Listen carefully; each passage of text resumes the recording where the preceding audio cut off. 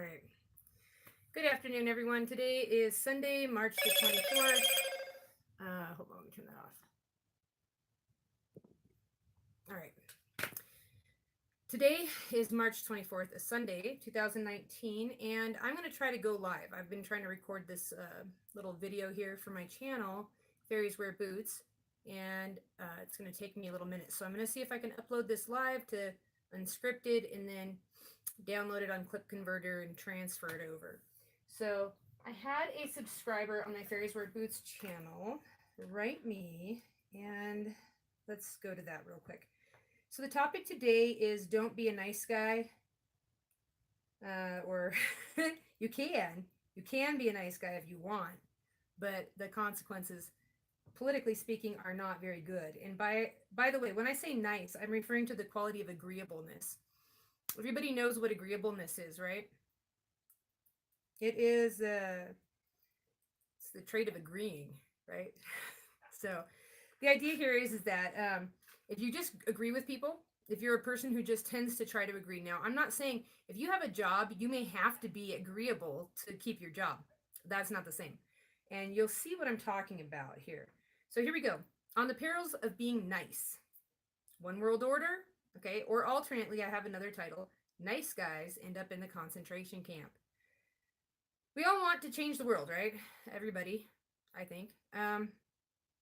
But then sometimes I'm surprised because I talk to people and they're like, some vegan, and I'm like, don't you think da-da-da-da-da would be more likely to bring political change? And he's like, I don't want to change the world. And I'm like, well, fuck you then, too, But whatever. I'm not even a vegan, but I used to be. Okay, so when I started eating meat, my ex-husband was a pastor. When I first started eating meat when we were engaged, he was like, prayer works. I mean, I thought that was always pretty funny. But okay, so here we are. We all want to change the world. So I'm here to tell you that you will absolutely never ever change the world if the term nice guy suits you, right? Nice guys don't change the world. They don't change opinions and they don't change minds. So their mind doesn't matter, apparently, when it comes to the world. It matters to themselves maybe, but just keep in mind that if you agree with someone out loud when you really don't in your heart, it's going to cause cognitive dissonance. That's not good for you. It causes a little confusion, makes your brain a little unstable.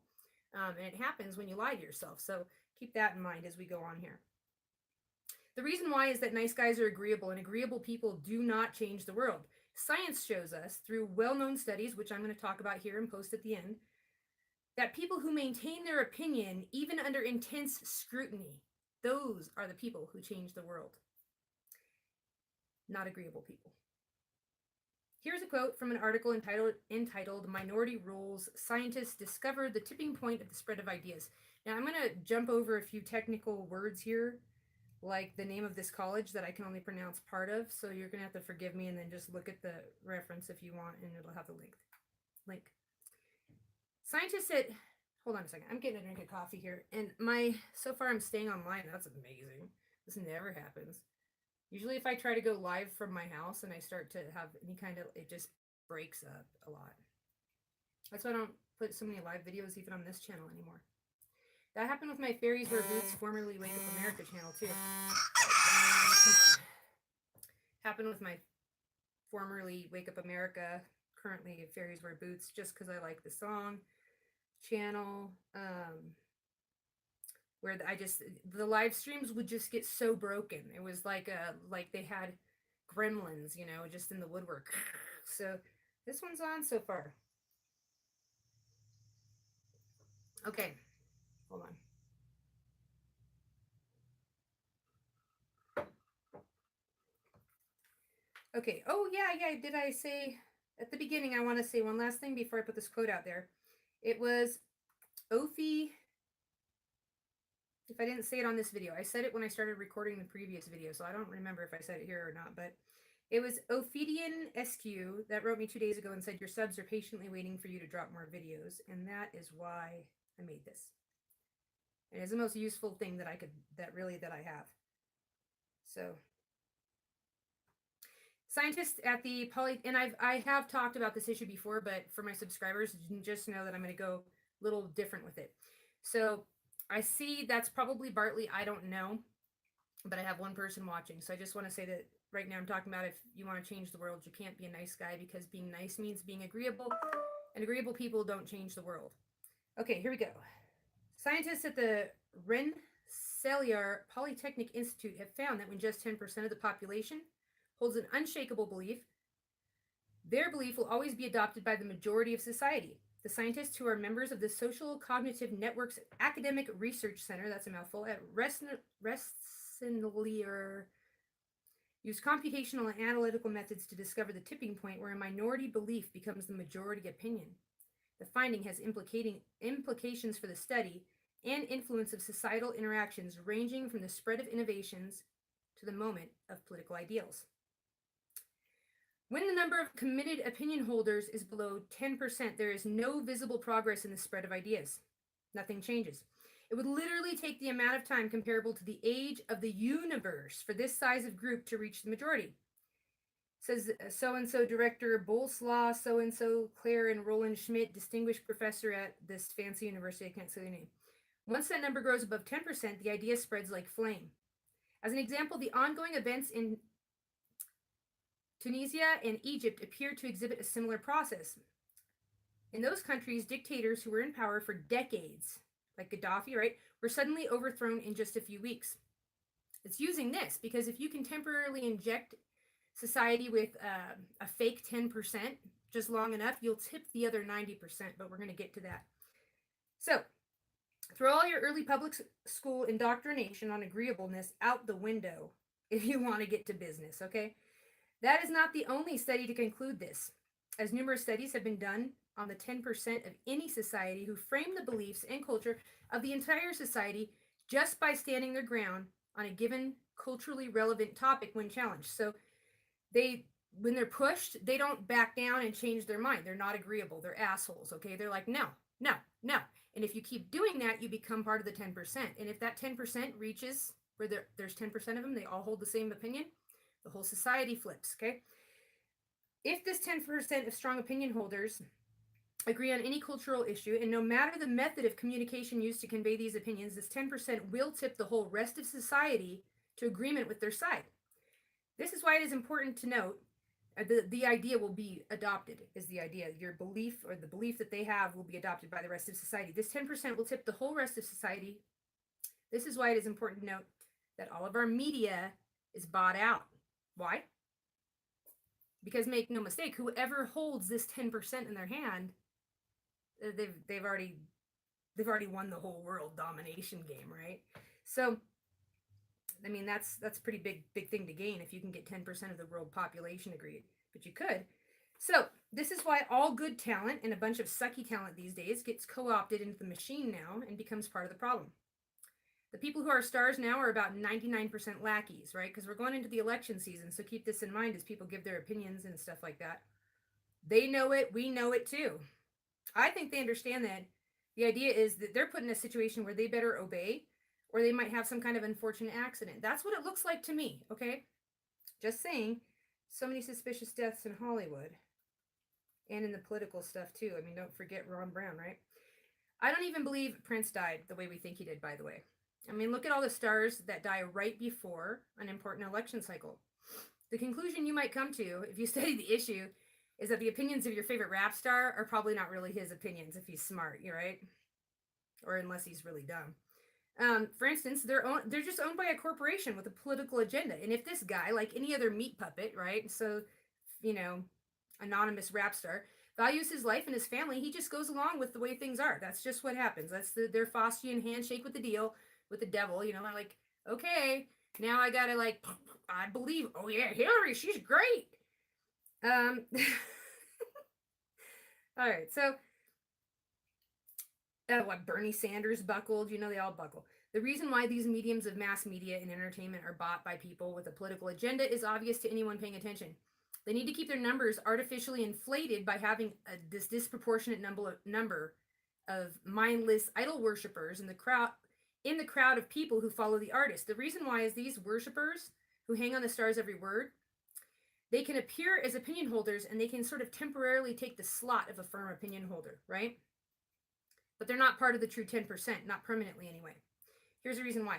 because they're not holding on to their opinions out of things that have lasting power, like intelligent reasoning processes that have brought them to their opinions. Instead, they're maintaining their firm opinion through less lasting virtues like peer pressure, right? Because they just think this person's awesome and all their friends think they're awesome, and of course, brainwashing. Even though these followers are not true opinion holders, though, they do temporarily inflate the number of people on the liberal side of an argument, potentially, or any side, potentially deploying a given mob. That, if you ask me. But they definitely could sway the 10%. So from our perspective of our social manipulators and controllers, a star, for instance, is worth like way more than a regular person. Like, because if a regular person is a strong opinion holder, it's like you're kind of like a centurion, right? Okay, there's one of you for 10 people, so maybe not a centurion, but for every 10, there's only one of you, so I guess you're like a tenth of a centurion. Not even that, okay. Whatever. Well, it's a tenth. It is a tenth. But you know, you don't have you get to swing them a bit. So, but a person who's like a star, they can swing a lot more people than that. So they're worth more, so to speak. They can sway more than the average 10 people that a normal person might sway who's an opinion holder, making the business of which political candidate or party they support, as well as their political opinions, a matter of business and not pleasure, right? This tool, if social manipulation will continue to be abused by the controllers as long as they're allowed to influence mass hordes of people by inducing a mob mentality. Sorry. Hold on. Using mass media to convey a grossly misleading number of strong opinion holders in favor of the artist's supposed opinion. Okay, so it should be illegal. That's what I'm saying. Considering all the repeatable studies performed on this and the related topics. So here's the bottom line. If you're familiar with the Milgram's obedience test, then you already know that 60% of people will obey a total stranger dressed in authoritarian garb, right? Who instructs them to shock another person with high voltage electricity, even to the point where they think the person is dying. They put an actor in the other room who actually acts like they're dying. They make all the sounds. The people being tested don't know they're being tested. And so people will shock someone to death, hearing their cries, believing that's what they're doing, just because a person dressed in a lab coat asked them to do it. That's over 60% of people. But here's what's less commonly known. When they introduced peer pressure into the study, the number of people who obeyed the instructions of the authority figure rose to 90%. Right? So if you have an authority figure and you have peer pressure, you've got the 90% obedience. And this is what that suggests to me. You of course have guessed who the remaining 10 people were, right? The 10%, because they've got 90% when they use peer pressure with authority in the Milgram's test. Who are the 10%? It's the same damn 10% that tips a society. And it's not a new concept. It's the concept of a tithe that's even in the Bible. It's a tenth, right? There's 10 tribes of Israel. Israel is like all over the world. We are in the lands of Israel beyond the sea. I mean, like you're an Israelite. I can pretty much guarantee you by heritage. I mean, the whole world. Huh? By now it is. All right. So the point here is that it's highly significant and mathematical, that 10%, oopsie, that's my alarm, that 10% is the number that it takes to tip society, and that when they use peer pressure and authority, they get 90% obedience, which is basically the same compliance, but not compliance, sort of winning over that the 10% gets, because it's the 10%. So the 10% of assholes who stick to their guns when challenged, right? But you and I can't be that 10% if we're not willing to be assholes. If we're going to be accommodating, agreeable people, we're not going to do it. All right, so this 10% of society is God's real tithe, if you ask me. And it is, according to government-funded studies, the very tipping point of a society, probably how they overthrew Gandhi. These, my friends, were the 10 assholes God said he would not destroy Sodom and Gomorrah for. Guaranteed, this is what it means. He said, is there 10 men there? For 10 men.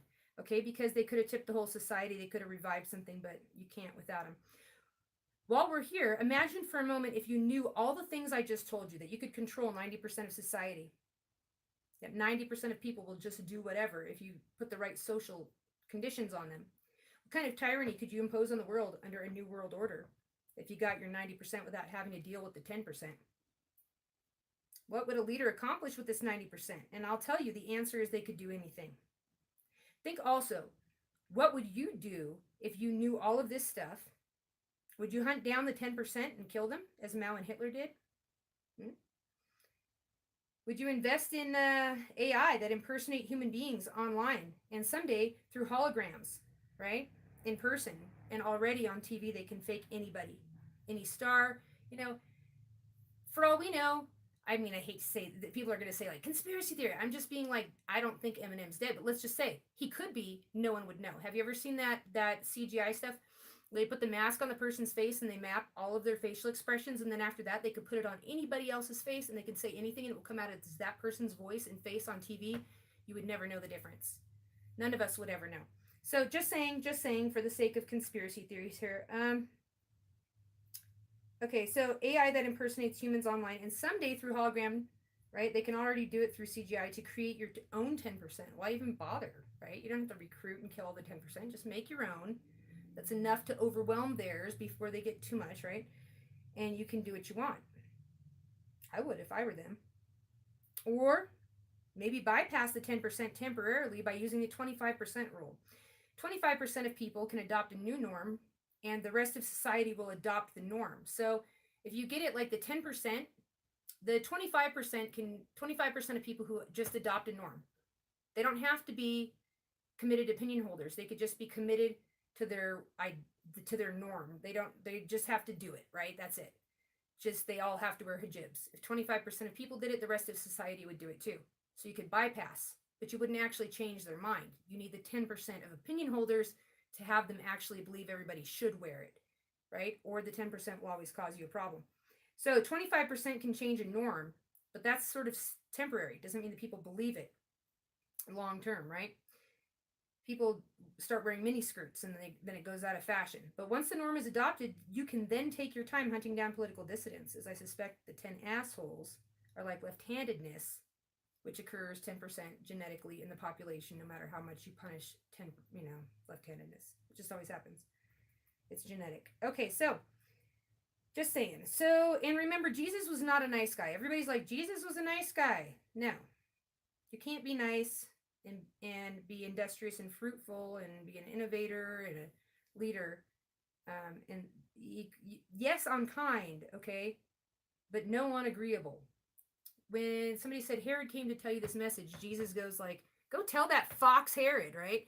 Or what about John the Baptist when the religious folk came to be baptized, and he's like, who told you, den of vipers, to go flee from the wrath to come? Go change your actions and then come back. What are you, whitewashed tombs, Jesus said, full of dead man's bones? You stink coming out of your mouth. People walk over your graves, they don't even know. That's what Jesus said. He said some wicked, mean shit. He made a whip, you know that? And he went into the temple, the outer court where the Gentiles would go and buy their, before they go in, yeah, it was in the temple. They would buy their sheep and stuff after, so they could, offer a sacrifice. They'd carry their money with them. They were getting ripped off. And Jesus makes a belt. He fashions a whip out of a belt, it says, and he goes through and he throws their tables over. I mean, 10% got on board because everybody in the temple went along with this. And he was like beating the shit out of them and throwing their money all, and they're like probably trying to grab their money to not have it mingled with other people's. He went psycho. He's like, my house is a house of prayer. There's not going to be this den of thieves. The idea is here, he wasn't agreeable. Everybody get that out of your head. Jeez, plastic, what is it? Jeffrey Doherty calls him plastic Jesus. I think that's so cute. Yes, like a little Barbie Jesus. That's the fake Jesus. The real one was not nice like that, okay? Not like that. Kind, maybe, but I don't think I'm sure he was kind, guys, but not nice. Okay, so, yes, be kind. Give money to feed and clothe the poor. But that's not what I'm talking about. And remember, some of the very worst people you're ever going to meet in your life are con artists and manipulators, narcissists, sociopaths, and they're going to be real nice because they're fake, right? Fake people are nice all the time. And some of the very best people you're going to meet are going to be grumpy and opinionated. I want to say that too. So what's nice and what's not? Niceness is not next to godliness, but it certainly is far easier to get away with being ungodly, i.e. living an immoral, predatory, or even parasitic lifestyle if you're real good at being nice, right? Most con artists are great at appearing as the ultimate nice guys in public and in front of the right people, but they're monsters behind the scenes, right? So the elections are coming quickly, and this topic is more important now than ever because we're kind of at an important spot in society here. So don't be a nice guy. All right, have a great week. Peace.